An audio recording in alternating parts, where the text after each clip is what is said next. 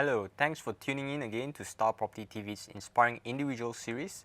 Today we are honored to have a renowned guest on the program, a lawyer come property developer. He's the director of Iwajib Property, Datuk Chew Yin Keen. Welcome, Datuk. Before we get started, do tell us about your background and preferably a side to you unknown to the public, and ultimately what led you to real estate. Thank you for hosting me. More than happy to. Yep. You see, I'm a lawyer by professions, and I'm still practicing law. Okay. Even though I have started a company since 2008, where our first project completed not long after that, and now we continue to develop this one park, Taman Semi Idaman. What makes me to change from a practitioner to a property developer? Okay, this is very important because as a professional, your entrepreneurship is very controlled.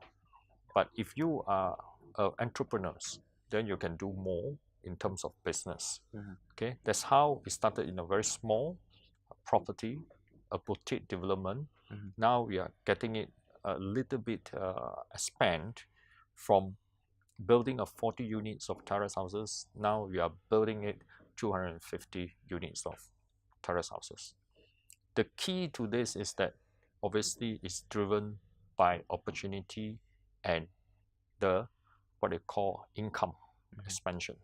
After being a practitioner for about 18 years, you will realize that your opportunity to earn more as a professional lawyer is limited. So I'm thinking to expand my wealth. My wealth is the only way is to go into the business. What kind of business is best suited for me? To me is that I practice real estate law. And real estate is what I know. So therefore, I make a decision to go into property development where I know most. I have advised many developers in their business how the law works. While I advising the developers, I learn the trade. When I learn the trade, it is best for me to venture into something I know. So that's why I choose property development, and I hope that I will continue to do it in a very boutique way. I want to create my company as a boutique developer rather than producing massive housing just to cater people to own a house. But I'm building a home for my buyers, a home that they can go home, feel relaxed, and they enjoy the environment surrounding the house or the home. And that's where what we're doing. Most of the developments? In a southern KL, we are ranging from the Bandar Sungai Long, the area, right up to, at the moment, at the border of Kajang. So at the border of Kajang, which is accessible through Lekas Highway, and it's just about 35 minutes to the KL city center. So it's accessible through various major highways. And you can go to the up north or even to the south or east. They are all linked with highways. So accessibility is the key to a success property development, particularly residential property. So we have to look at the strategic location when we start developing a housing estate. This is one of it, and I hope that the next project we are going to start will be something also very interesting. So one park is something very interesting where a place where you own the parks. So as a house owner, you own your own park, you manage your own park, you enjoy your own park, and at the end of the day, you able to dictate what you want. Right. And speaking of opportunity, Iwajib was born in 2008, a time that coincided with the subprime crisis in the US. So naturally, one would expect to hold back on their business ventures during that period. But Iwajib did the exact opposite. So was this it just happened by chance, or it was a premeditated move? they are both by chance and also by business, what you call your what you call business sense. Okay, look, we always learn the principle of you buy low, sell high. You buy property, you must buy at a low price so that when you sell at a high price. During the subprime period in 2008, why you buy properties?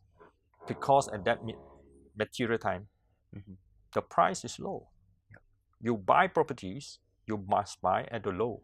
When people don't buy property, you buy property, you sure will make it.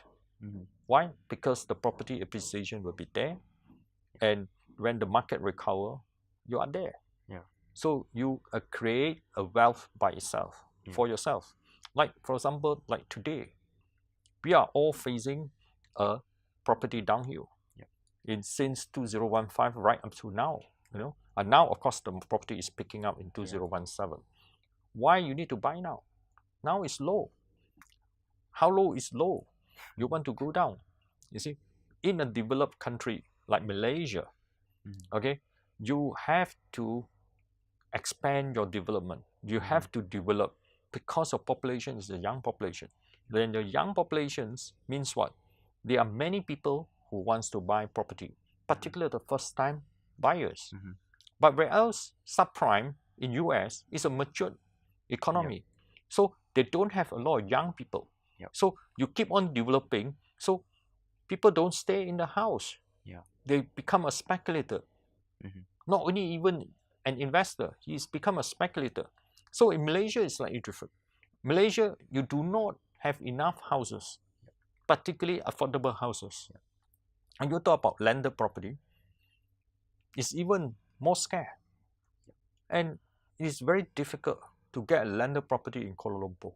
You want to get a landed property in Kuala Lumpur, an old house where you have to spend a few $100,000 just to rebuild or refurbish or re-renovate the house. But when you buy the time, it costs you $1,000,000. When you still have to dump in cash about 500,000 to beautify or re-renovate or to make good of what is old and new, you have to spend this kind of money. So how can a young couples around 30 years old have to make more than $1 million, save more than $1 million to own a landed property in Kuala Lumpur? So the best place is to outskirt a little bit. Yes, it could be 35 minutes away or 30 minutes or 40 minutes away, but you can buy a very nice, beautiful home within your affordability. So a young couples, a professionals, or join hand together, have a salary about 8,000 a month, you are able to earn or own a property where it's beautiful for your families.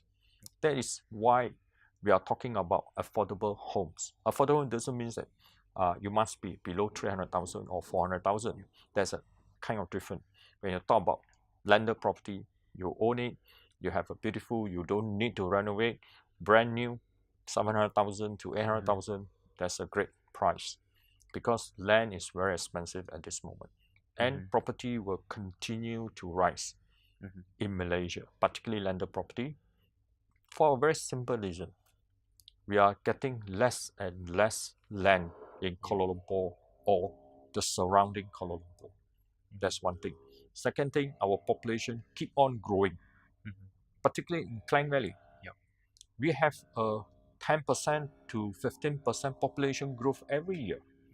And how to fit in this group of people? They all need a house. They all need a home to build their family. So if you compare a subprime in US and property here in Malaysia, there's two different market. Because one is a mature market, one is developing market, and with young population. When you have young population, obviously they get married. When they get married, they build their family. When they build their family, they need their house. That's very simple kind of what I call kind of a rule of how you need property. How far you can go. Yep. Okay, first thing. Second thing, Malaysia has economic growth of around 5% average every year. Third is that we have full employment, consider full employment, even though it's about 3% of unemployment rate, but in economical terms, we are full employment. As opposed to some other country which is your high unemployment, then there's a very different kind of scenario. Malaysia's scenario is that we are able to afford to buy a house simply because the people still employed and earning. And most importantly, the government policy of high income nation. That's why we do not worry about the household debts so much. Because your GDP, you are building, the inflation is quite controlled, around 4% or below, that kind of situation. So the household debts, you will see in coming years, you will keep on controlling or below or lower. In last quarter, we have what they call the household debts came down. This helps. Why? Because we always get our household debts. It's too high, too high, too high. And most important thing is the household debts quality. Because majority of the household debt, the quality is good. Why is good? Because it's packed with asset. When you pack with asset, so you don't worry about people can't afford. Why? Because you got employment. When you got employment, you got income. And why you have full employment and the economic growth is still continue. That's why all these are supporting towards a person or a couple, a young couple should buy their own home. It is time to invest in your home. It is time to buy it. And if I go one step further, as a young people, you have to create your own wealth. In order to create your own wealth, is the only way is to buy your own home first. When you buy your own first house, you are actually creating a wealth for your own family. And because the property will be appreciated from year after year. Every 7 years, the figure is double. If you're going to save, no way you can save to buy another house or to upgrade yourself if you don't buy now. Today, you can afford affordable homes of 200,000, you go and buy. After 5 years, your 200,000, it becomes 400,000. When you sell this, and because of your ability to earn increase, then you can upgrade your house to a terrace houses. Probably the time is you want to buy a terrace house of 1.2 million. You can afford. Because after 5 years, your career are more stable, you are able to earn more, and you have created the wealth from 200,000 to become 400,000. So with that itself, it's able for you to pay for the deposit upfront. Then from 1.2, after 7 years, you become 2.4. So within a span of 15 years, you are a millionaire. But if you don't invest, you just say, oh, you don't invest because the price is coming down. The price of property in Malaysia will not come down. In a very simple reasons is that the population is keep growing, the economy is keep growing, and the demand of the house is keep increasing, and no way you can match it because we have a young population. I can tell you that about 40% of our population is below 40 years old. When 40% of the population below 40 years old, we need a lot of infrastructures, like housing. They all get married. They're all going to have children. They're all going to build a family for themselves. Likewise, like we build our family.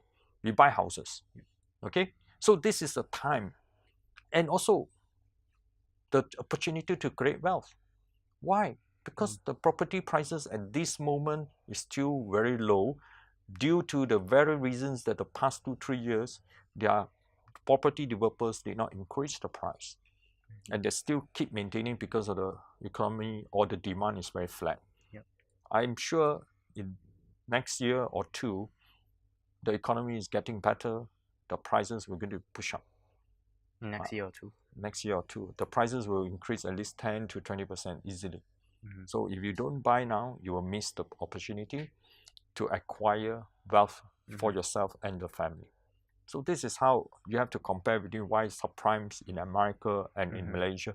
The scenario is two different things. The economy is one developed economy, one is developing economy, one is the population growth is still there, and young populations, full employment, GDP is there, then the inflationary is there, because without inflationary, the price won't come out or it won't go out. In the Western world, they chase for inflationary, but here we're scared of inflation, but don't scare about inflation. The most important thing, the key is that the economy is still growing, the GDP is still growing, people still have employment, they still have income. These two things must come hand in hand. Then you will not afraid of inflation. Of course, we cannot let inflation fly, but you control it around 4%. I think it's very good. And the economic growth, if you control it, then we have a sustainable economy of 5% GDP. I think the country is doing very well. When the country do well, the economy do well, the property market will do well as well. When the property markets do well, the people want to acquire property, you have to acquire fast. If you miss the opportunity, you have to miss another 5 to 10 years when the economy downturn again, which every 10 years, most probably they will economy turn down. But when the economy downturn that time, you want to buy. That time you're scared. Why you scared? You're scared that your job is not secure. Your children is grown up, you have to go to college. The time you have to spend money, blah, blah, blah, blah. So at the end of the day, you are chasing the dragon tail. No way you can chase the dragon tail. So be bold. Take it and invest, buy your own homes, and you move on. Right. And you talk about the central bank and the government having to review this responsible lending policy that was introduced, and mainly to help Malaysians own a home, especially in particular the first-time home buyers, by extending the loan tenure, the higher debt service ratio, or even the reintroduction of the DIBS. But do you think that the need to deregulate can be quite myopic? Because some people say, one can easily argue that too much deregulation could lead to some form of systematic risk in the future. So what's your take on this? Oh, very simple is that Bank Negara, they have to take certain steps to control, particularly if the property market is overheating. Okay, when overbuilding is no good for the economy. So that's why Bank Negara always control. They control more on speculators. Because if you speculate, then they don't like it, and you will distort the economy. Okay, the demand of the houses is not real when you too much speculations. That's what the Bank Negara regulate. Actually, if you really look at Bank Negara, when they stop the DIBS, what actually it means? It means stopping speculators. Okay, as opposed to investor. Investor is different. Investor, when you invest a property, you are talking about 5 years or 10 years kind of holding, and you are looking at rental returns, a passive kind of income. That's a slightly different ballgame as well. If you look at really on Bank Negara policy, Bank Negara policy that the first two houses you can go up to 90% loan, and the DSR is also quite high. But you're going to invest in the third property, fourth property, and subsequent, then they really control you, and to a certain extent, the bank also will not going to fund you, which is also good. That's why the regulation is helping the first-time buyer. Okay, or those people who want upgrade. Like just now I said, now you buy affordable homes. 5 years later, you double your value, then you buy another one. You still retain the range of Bank Negara regulation. Then you sell that one, then you buy this one. Probably when you upgrade, every one time you own approximately 2 to 3 properties, it would not harm the economy. Particularly when our country at this moment, we have what you call young population. That is the main key of why property developer must continue to build. If you don't continue to build, let's say you control too much, and the houses in the market is limited, okay, which you created a demand more than the supply. Then the Prices will first-time shoot up. buyer will get hurt. Yep. Why you get hurt? Because you are creating a false kind of pricing. So the price shoot up. When the price shoot up by 10-20%, which is not supported by real economy, more on profit orientated, then you have problems. Profit orientated, not necessarily developer makes huge profit. The people who invest in property or speculate in property makes more than the developer. You know why? Because when you buy the time so low, when completed time, the property appreciated 30%. Which business give you 30% profit? The speculators make more money. The investor make more money than the developer. So we need to make the market have sufficient supply. Oversupply is no good. But how these things balance is all boils down to government policy. Bank Negara policy is also addressing this issue. They do not want to borrow too much to the developer to acquire land and start building. This is to control the supply line. But if you control too much, then you become very distorted in the economy, and the price of the houses keep going up. That's also a problem where the people are going to face. So we must have the balance. The policy of lending must have a balance. Bank Negara have to create it, and this is the job that the Bank Negara is doing. Of course, that sometimes developer don't like it. You ask me, I also don't like it. But in the interest of the country, we have to look into it that way and how we balance it. So that's why I always think that we develop in a small scale, in a boutique way, create really a home for our buyer. That's more interesting than to be a massive developer. You develop a lot, you build a lot, yes, it's cheap, but you're not building a home for people. That's what I see. A property developer must build homes, not house. If you build homes, then your buyer will enjoy it. That's the philosophy that Iwajib always uphold. Well done. And you talk about GDP rising and the economy is still growing now, especially with even the Jack Ma coming to the country is a sign of what's to come. But you know, GDP is growing and property prices is on the developers' end, they say it's still very affordable. And property market is only dictated by income and the sentiment. So what's holding back? Why is the property market still sluggish? And last year, 50% of loans are still rejected, despite GDP in layman term is of course our income. So what's happening here? Oh, okay. Why loans is rejected? First, I think in DSR, that's how we assess individuals. Okay. Second, Bank Negara regulation. They're going to regulate it, make sure that our household debt don't skyrocket. Okay. And those people will reject. Normally, they have a lot of exposures. If you don't have a lot of exposure, your loan should be no issues. Of course, that some relaxations must be given, particularly to those first-time buyers or upgraders. If you upgrade your property, then you should give more relaxed kind of regulation. It helps. Why? Probably Bank Negara see that the economy, worldwide economy is not doing well. They try to control it. When they try to control it, then make sure that our economy is very resilient to the external factors. And currently, if you look at it, the policy is right, and the conditioning is also right. And now our country in a better footing to face any external shock. And if any external shock, we are able to take it, and our economy is still sustained. And with a lot of foreign investors coming in, particularly when you look at Jack Ma, they're going to create what they call digital platform in Malaysia.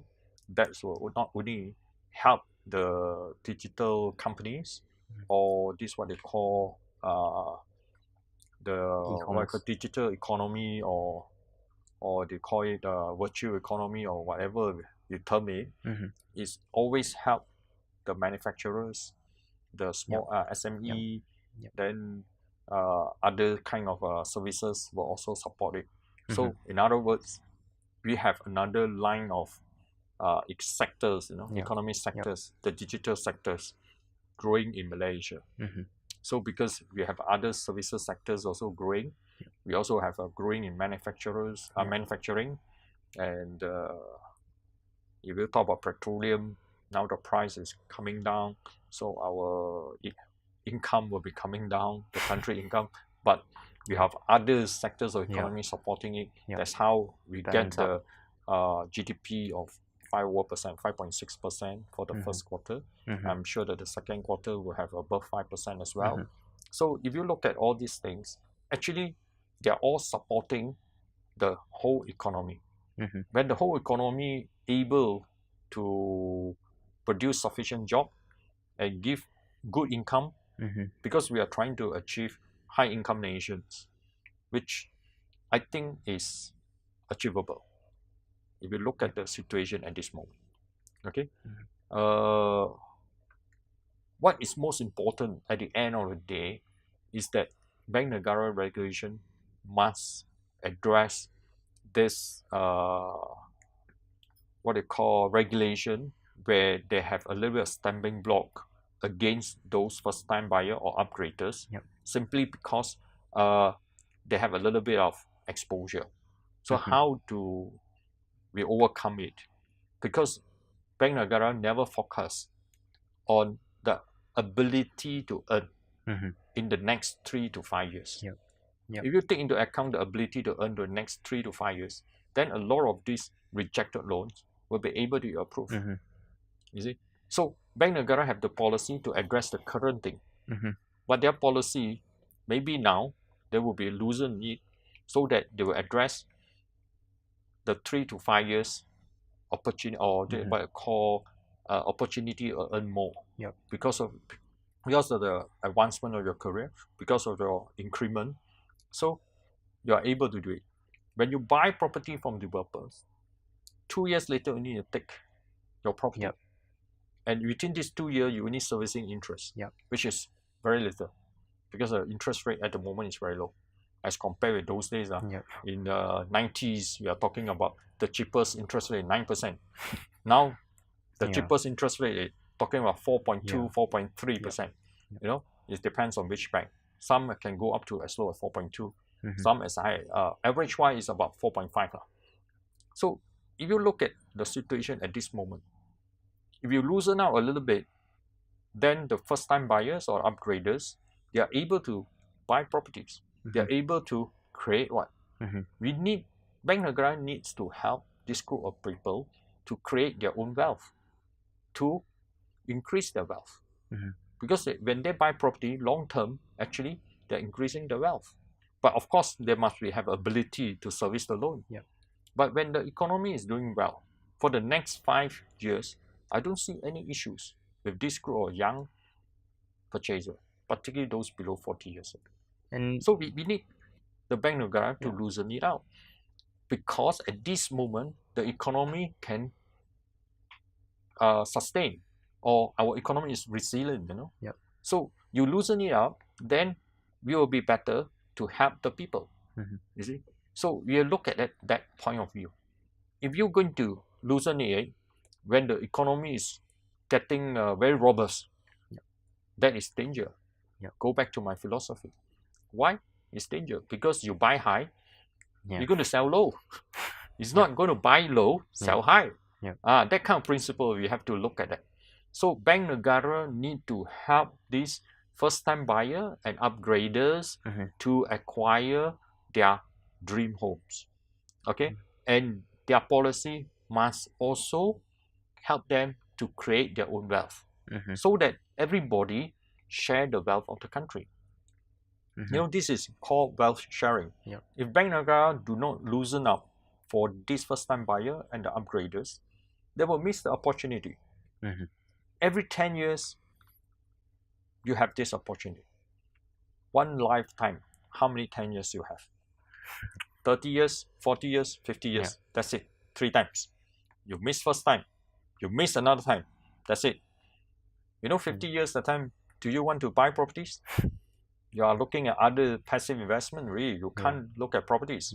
Because property investment is talking about 20 years to 30 years at this moment. Right. So how many 10 years do you have in one working life? So for young people, my advice is very simple. Take this opportunity. This is the first 10 years. Let's say you're in 30. This is the first 10 years. If you buy the first 10 years, you create your own wealth.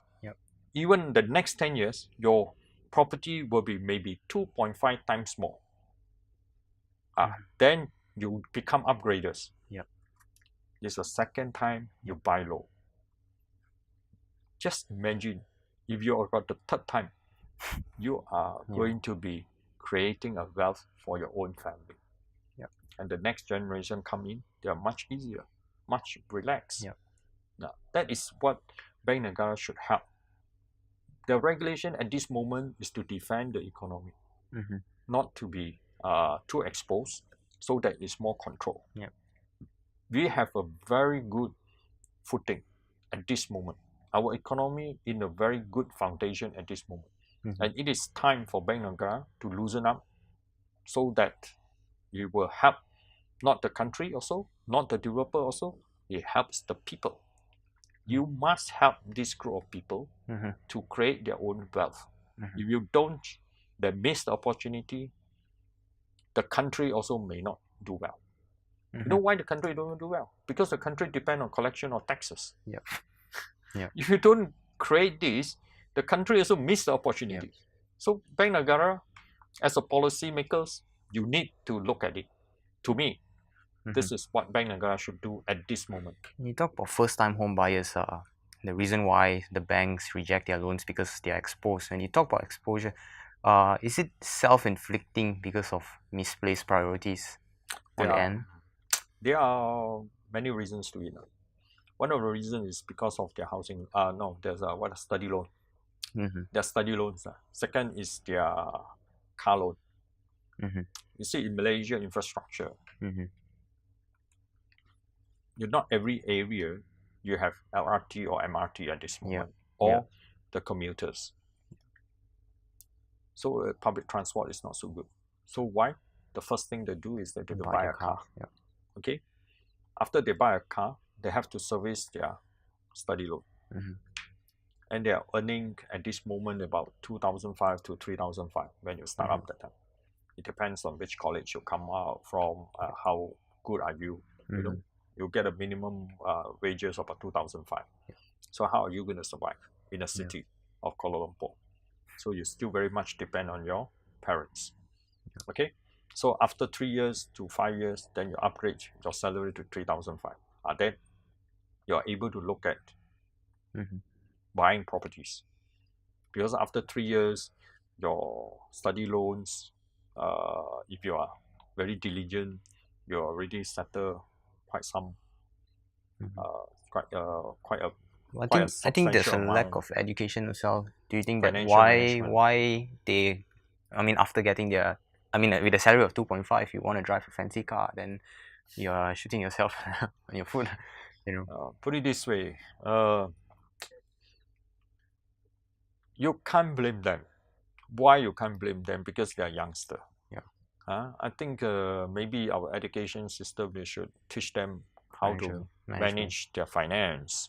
That's the first lesson in university. Okay, and give them a practical kind of way. You buy a second-hand car, won't cost you so much. The policy of second-hand car, so control a bit. That I'm sure that they were able.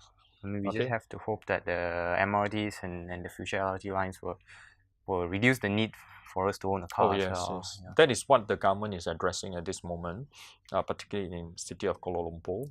They are already started the MRT2, So MRT3 also they're planning it. Then they are also, I think they are also addressing some of the issues of the commuter, city to city.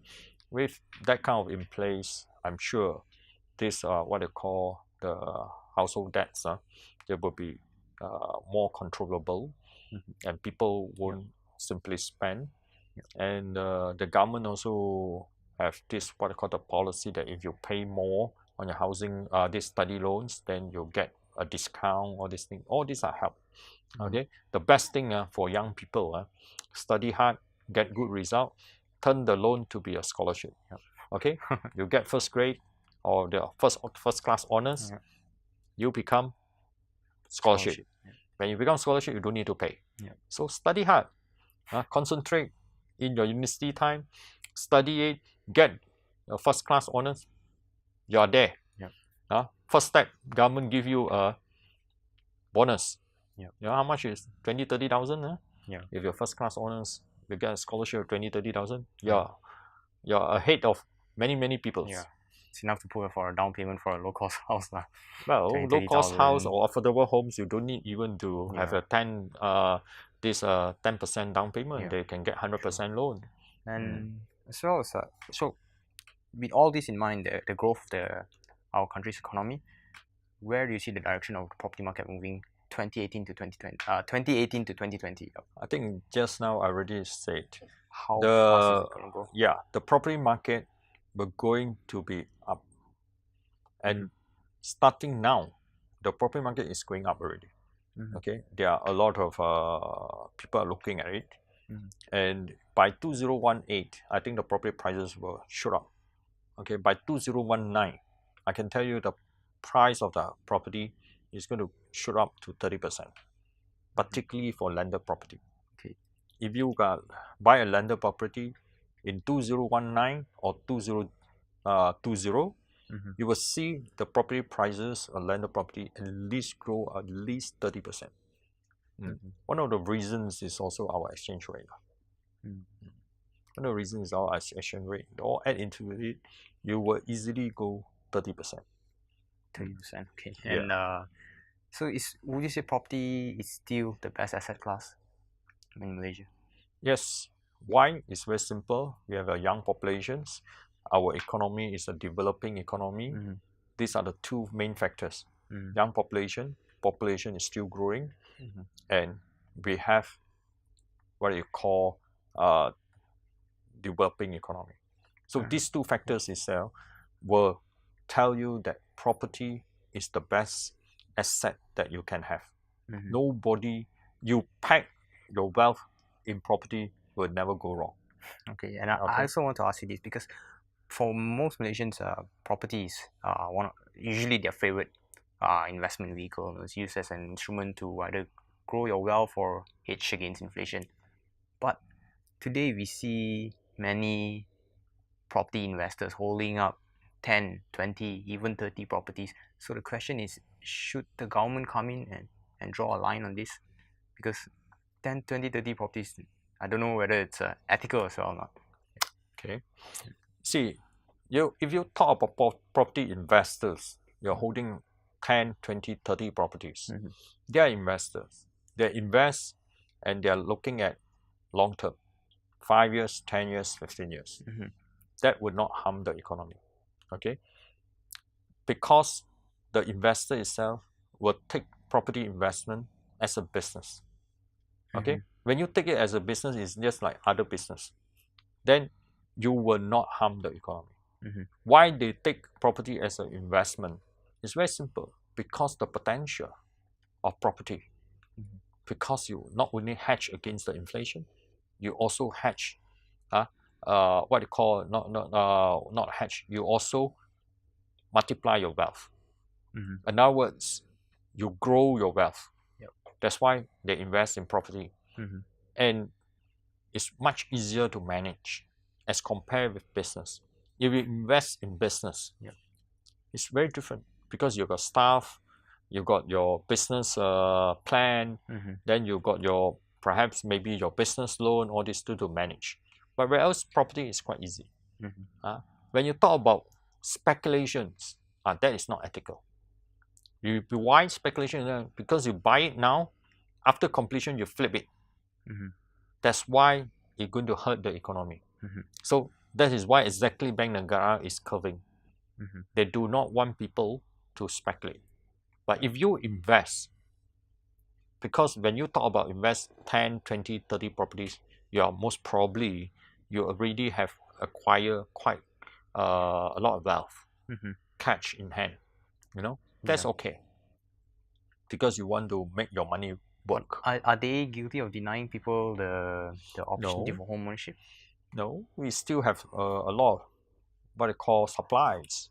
That's why just now I have mentioned the government must also look into the supply and demand. If the supply is too much, it's no good. If the supply is too low, it's also no good, because you're going to drive the price up too much. You create a false economy. Okay, when you supply too much, you will dampen the economy. You become a burden in the economy. So the supply and demand must be balanced. When you balance, then the investors who invest in property, because they make it as a what they call a business. So the question of ethics is not there. But of course, the speculators, they also trying to do a business, but bad for the economy. So question of ethics doesn't exist, because we are practicing free market economy. Of course, our free market is quite controlled, so it's still not too bad. But when you talk about free market economy, then it all depends on individual. And last question before you go, what's your parting advice for young Malaysians to ensure that they also attain success and wealth? Okay, put it this way. Every young Malaysians, be it whether you're educated or not, the key of success is very simple. It's hard work. Hard work is always prevail over talent.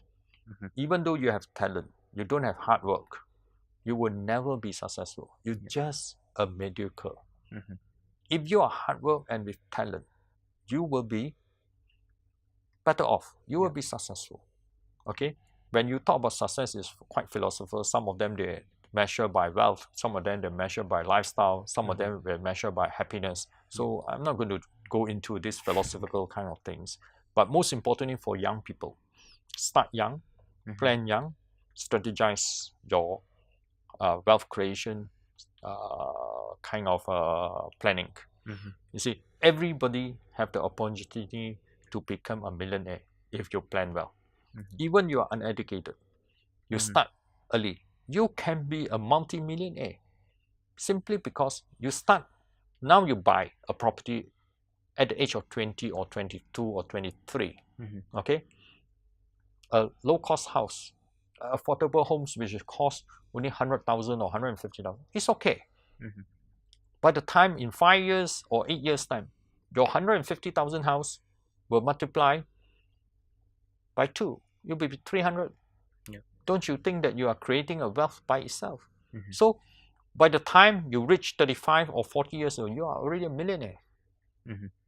It's very simple, because you upgrade it a little bit, you become a millionaire in 5 to 7 years. So you have the opportunity to create your own wealth. You must plan well, and you must know how to change your lifestyle a little bit. Youngsters like to eat, you go to Starbucks, drink a coffee, cost you how much? Starbucks, I don't know, maybe 10 ringgit. More than that, probably. 11, 12. But if you drink it in Mama store, it will cost you 2 ringgit. You save 8 ringgit. Let's say you want to go to Mama store. Every night also you want to go Mama store. Instead of drinking a teh tarik cost you 180 to 2 ringgit, you have a warm water. It will cost you only 50 cents or some 30 cents. So how much you save? So from there, you change a little bit your lifestyle. Then you spend a little bit, save enough to create your wealth. Nothing come easy. Hard work is the key to success. Planning is to ensure where are you in future. Very simple as that. You have to think individually. And Datuk Chew, has been fascinating, wide-ranging conversation. And I speak to you, sometimes I don't think you're a lawyer, I think you're more like an economist rather than a lawyer. But we appreciate your time, and we Okay, certainly thank you. wish you well for the future, your future endeavors, especially with Iwajib. Thank you for joining us once again. We hope you've enjoyed the program. Do like the video, comment, and subscribe to catch more inspiring interviews. I'm Jonathan Roberts from Star Property TV. See you next time.